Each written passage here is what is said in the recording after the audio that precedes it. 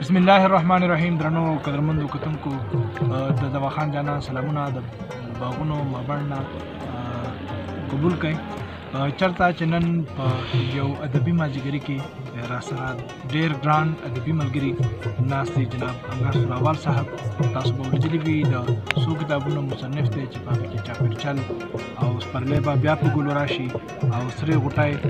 کمپوزینګ کې دي. نو انګار سوراوال صاحب تاسو دا پروګرام هرکلی وي. ډېر زیاته مننه کوم د وخان جانان صاحب چې دغه ناستې هم راسره راجوړ کړو.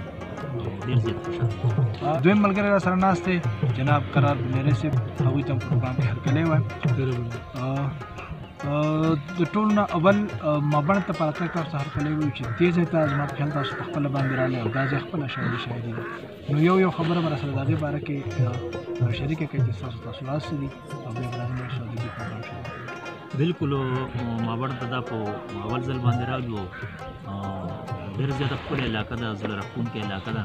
او زه دا وایم چې چېرته هم د چا زړونه تنګېږي، چاته ټینشن کېږي نو دلته دې راشي او واقعي چې ډېر ښکلی ځای زموږ ځای خوښ شي. جی قرار صاحب تاسو بس په لومړي ځل انشاءالله دلته راغلو مابڼ ته او ډېر زیات مزېدار ځای دی، ډېر زیات مو خوښ شو او انشاءالله چې بیا به هم راځو ډېر د شکر ځای دی، ډېر ښکلې علاقه ده او ډېر مزېدار ده. انشاءالله تاسو هم ډېر شکریه ادا کوو چې دا محفل هم جوړ کړو. ډېره مننه. د وخت اختصار د وجې نه به مختصر شانته کلام پیش کړو. که د سر اجازه وي نو څو شعرونه بر څومره چې هر سلا هر څه دې پیدا کړي دي، هر سلا هر څه دې پیدا کړي دي، یا خدایه ښه دې پیدا کړي دي. خو بیا به د دې ځینې کس مثال نه و، شکر دی چې خره دې پیدا کړي. یو څو نور شعرونه چې ځای کې که هر دهر کې ګلان شي را پیدا، هر ځای کې که هر دشته کې ګلان شي را پیدا، بوسیله د ګلونو بوراګان شي را پیدا. اور اوسم شي انداز د ګلستان پیدا کولی، اور اوسم شي انداز د ګلستان پیدا کولی، شرط دا د خلیل غوندې ایمان شي را پیدا. او اور اوسم شي انداز د ګلستان پیدا کولی، شرط دا د خلیل غوندې ایمان شي را پیدا. او ما څه کړي چې دا روغ خلک به وړه لیونې کړي، ما څه کړي چې دا روغ خلک به وړه لیونې کړي، دوه درې ښکلي که نورم ستا په شان شي را پیدا. او تخلیق د کائنات کې د هر څیز خپله حصه ده، تخلیق د کائنات کې د هر څیز خپله حصه ده، خو زمونږ د خوارو برخلا خانان شي را پیدا. او ای وایه که نه بیا به دې هم دا مینه باقي وي، ای وایه که نه بیا به دې هم دا مینه باقي وي، جانانه که جانان له دې جانان شي را پیدا. او یو بل غزل دوه شعره چې هر څوک لویه شي ډیوه خو نمر ته چرته رسي، هر څوک لویه شي ډیوه خو نمر ته چرته رسي، د دې جهان ښکلي زما دلبر ته چرته رسي. او ښکلي که ډېر دي خو ته راشه که نه سوال ومنه، ښکلي که ډېر دي خو ته راشه که نه سوال ومنه، بغیر له تا سکون زما ځګر ته چرته رسي.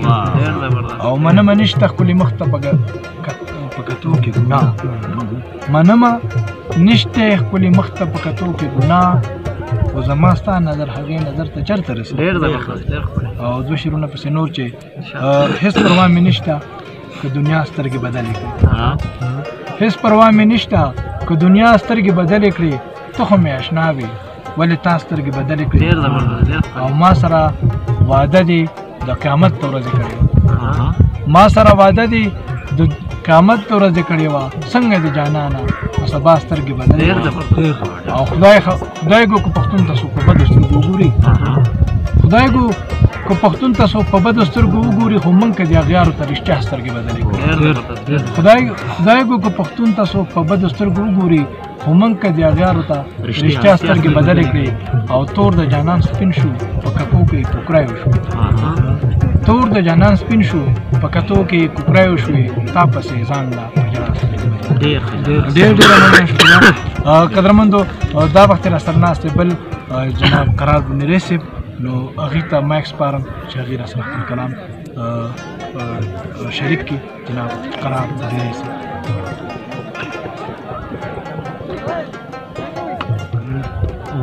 شعر در سره شریکوم چې او مینه کې نور لیونتوب څنګه وینو مینه کې نور لیونتوب څنګه وینو اوښکې مې داسې په ګریوان راورېږي او زه د بل چا د زړه نه یم خبر زه د بل چا د زړه نه یم خبر زما په زړه خو باچا خان راورېږي او زه د پېښور کې انتظار کوم زه د پېښور کې انتظار کوم ته خو تر ترخم یو ورځې راشه او نورې مینت ته بنیري قرار نورې مینت ته بنیري قرار سوال درته کوم یو ورځې راشه ډېره مننه او جناب قرار میرې صاحب چې تاسو زما خواږه شعرونه واورېدل محفل کې راسره نور ملګري دي ورسره ډېره مهرباني د دواخان جانان صاحب چې په داس پروګرام کې یو شارټ مشاعره هم جوړه کړه ما چې موږ لیکل نه دي راوړي خو هسې یو څه چې بلبلان نارې وهي جوړې سپارلی شو بلبلان نارې وهي جوړې سپارلی شو عاشقان نارې وهي جوړې سپارلی شو ګبینه مچی په هر کور کې بڼېږي ګبینه مچی په هر کور کې بڼېږي هم کوچیان نارې وهي جوړې سپارلی شو او فضل حق شیدا د هر څه نه خبر دی فضل حق شیدا د هر څه نه خبر دی خو شاعران نارې وهي جوړې سپارلی دا جناب فضل حق شیدا صاحب هر څو د تیارلګو کلهکرې دي خو بیا هم د کار خلک یې وزري دي هر څو د تیارلګو کلهکرې دي بیا هم د کار خلک یې وزري دي دلته د دې خلکو دایرې د سوچ ځان نه بغیر څومره مختصرې دي دلته د دې خلکو دایرې د سوچ ځان نه بغیر څومره مختصرې دي او دلته کې بیګر دي دلته زرکې دي دلته کې تاروان دي او کونترې دي دا د مازو سیمه خسته سیمه بس د رسد لارې کنکپلې دي په دغه شعرونو باندې امداد خان ورته مایک سپارم چې خپل کلام درسره شریک کړي دواخان جانان د نور ښکلیا دا کوم چې ما ته د یو شعر ویلو زه چې وینم خالونه په مختور ستا زه چې وینم خالونه په مختور ستا هغه دم بل شي په ما د مینې اور ستا خوله چې ږدمه ستا په مخ ثواب مې کېږي غمازیان پرې راکولی نه شي پېغور ستا بعضې خلکو د رضای په زړه کې درکړه بعضې خلک کوي هسې په خولې شور ستا پاک الله پرې راضي کېږي رحیم داده په قیامت په شفاعت کوي بدل مزه د لارې خپل رهبر وپېژنه سردار د دواړو جانو معتبر وپېژنه وګوره لاول چې ایمان تا پسې راوړی دی نه فکر وکړه خدای او پیغمبر وپېژنه بدل مزه د لارې خپل رهبر وپېژنه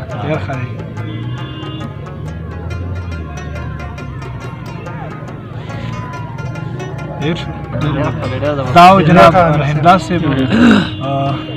چې تاسو موږ ته خواږه شعرونه وایو ټایم مختصر دی او تاسو او د انګار صاحب ترمنځ نور خیاله کېږم نه نو په ډېر احترام سره په دې یو شعر باندې چې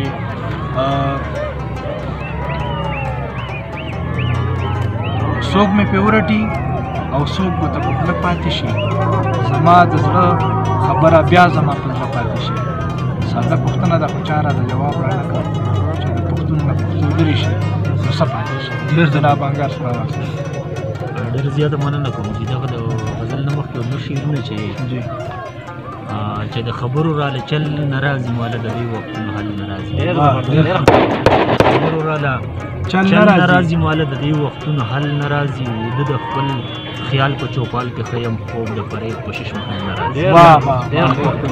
او دغه د غزل څو شعرونه دي چې ستا د مینې اندراج یم پوره نه شوم د دې وخت سپېره رواج یم پوره نه شوم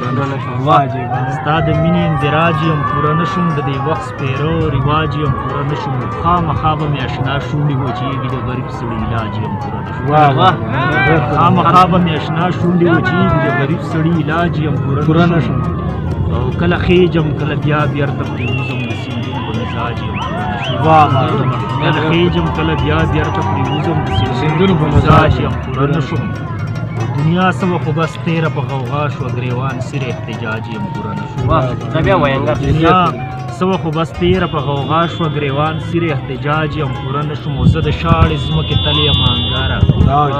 زه د شاړې ځمکې تل یم انګاره د ښارونو د کور بیاج یم پوره نه شوم ډېر زبردست حدونه او دغه د یو نظم درته صرف شریکوم چې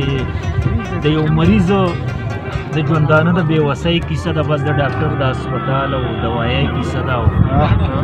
دغه زموږ د معاشرې د بدرنګۍ کیسه ده د یو مریض د ژوندانه د بېوسۍ کیسه ده بس د ډاکټر د هسپتال او دوایۍ کیسه ده دغه زموږ د معاشرې د بدرنګۍ کیسه ده پورې ګاونډ کې د څو ورځو نه بیمار پروت غریب سړی و د بړي د خولې په لار زوړ د میزري په یو کټ کې ساډاله پروت د خپل قسمت د غریو نیولې بې مجاله پروت بابا کلي کې بې ځانه د خپل حاله پروت موږ د پردي احساس په نوم فکرونه کړي نه دي د خدای په نیز موږ د مظلوم سوچونه کړي نه دي او بل شعر دی پکې چې